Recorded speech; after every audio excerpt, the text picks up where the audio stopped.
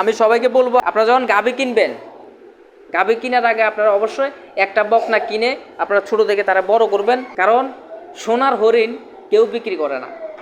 বাজার থেকে যে আপনি গাভীটা আনতে আছে, খুব কম লোকে আছে, দুই একজন আছে কিস্তির জ্বালা বা জায়গা কিনবো বা ওইরকম সমস্যায় পড়ার কারণে বিক্রি করে। তাহলে বাজারে যে গাভীগুলা, কিছুদিন আগে আমি একটা গাভী কিনছি জামাল সহকারে আমাদের মিশননি বাজার থেকে। ওই গাভীতে প্রচুর পরিমাণে ধোঁকা দিছি।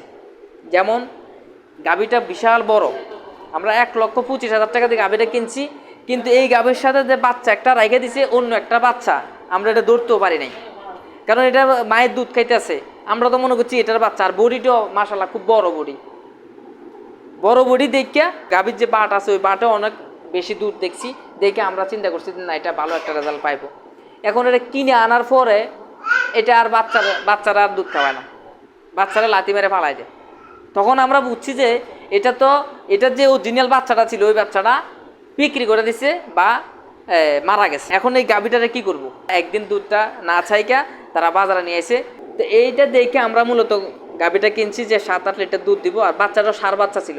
এখন বাচ্চাটা বাড়িতে নিয়ে আসার পরে বাচ্চারা আর দুধ দিতে আসে না। তখন আমরা বুঝছি যে এই গাভীর বাচ্চা এটা না।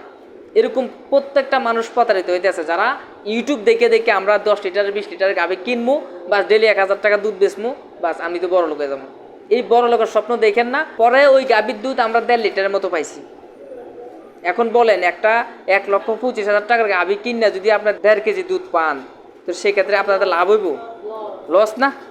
এই জন্য আমি বলবো, আপনারা বাজার থেকে গাভী না কিনা, আপনার যদি গাভী একান্তই কিনতে হয়, তাহলে আপনাদের বাড়ির আশেপাশে, গ্রামের আশেপাশে যদি কেউ থাকে, আত্মীয় স্বজনের মধ্যে যদি বিপদ পড়ে কেউ গাভী বিক্রি করে, সেই ক্ষেত্রে আপনার মন চাইলে ওখান থেকে কিনতে পারেন।